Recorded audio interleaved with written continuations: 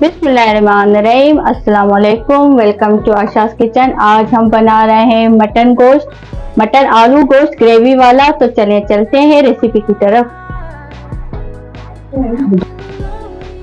सबसे पहले आप एक पैन लें, उसमें 1.5 किलो गोश्त डाल दें मटन का।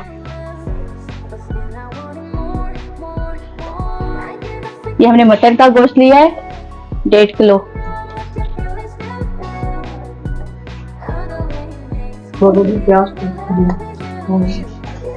दो बड़ी साइज की प्याज हमने स्लाइस करके काट कर इसमें डाल दिए।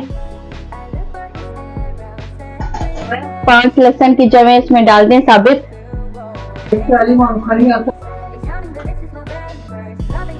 1 कप ऑयल डाल दें। धनिया पाउडर डाल दें भर के। साल्ट डाल दें। साल्ट हमने 1 टेबल स्पून इसमें डाल दिया है। अब इसमें 2 गिलास भर के पानी के डालेंगे।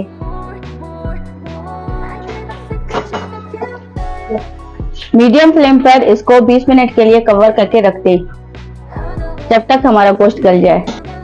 20 मिनट हो गए, अब हम कवर खोल लेते हैं।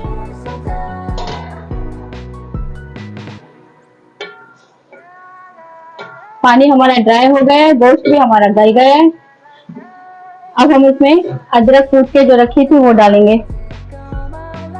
अदरक डाल दें 1 टीस्पून कूट कर। साबित गरम मसाला डाल दें। अब इसको मिक्स करें।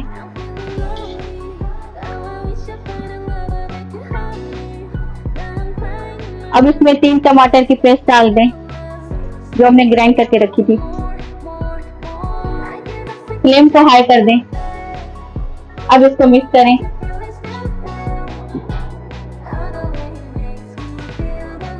वन टीस्पून लाल मिर्च पाउडर डाल दें।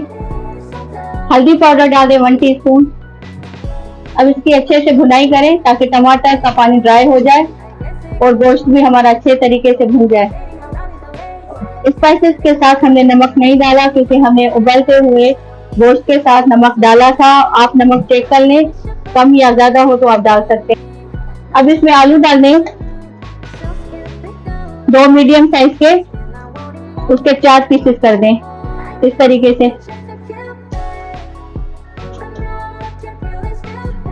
अब इसको मिक्स करें।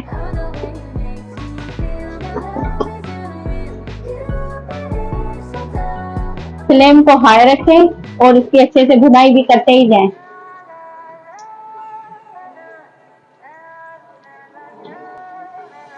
गोश्त की अच्छे तरीके से भुनाई करें ताकि इसका पानी बिल्कुल ड्राई हो जाए और जो हमने टमाटर डाले थे उसका पानी भी ड्राई हो जाए।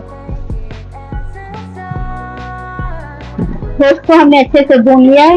ये देखिए इसका पानी भी ड्राई हो गया है। जो हमने टमाटर की पेस्ट डाली थी उसका पानी भी ड्राई हो गया है और इसकी अच्छे से भुनाई हो गई है। अगर आप हमारे चैनल पर नए हैं तो प्लीज उसको सब्सक्राइब कर दें। अगर आपको हमारी रेसिपी पसंद आ रही है तो इसको लाइक करें, शेयर करें और कमेंट कर दें। अब इसमें पानी डाल दें 4 से 5 गिलास। गोश्त में हमने पानी डाल दिया है ताकि इसकी ग्रेवी भी बन जाए और आलू भी हमारे गल जाए।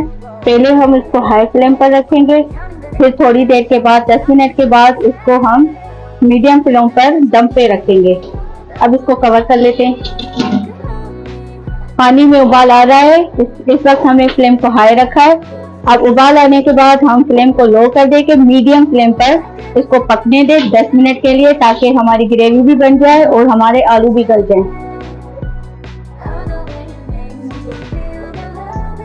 गोश्त को हमने दम पर रखा था, इसकी हमने ग्रेवी बस इतनी रखनी है। अब हम फ्लेम को ऑफ कर देंगे।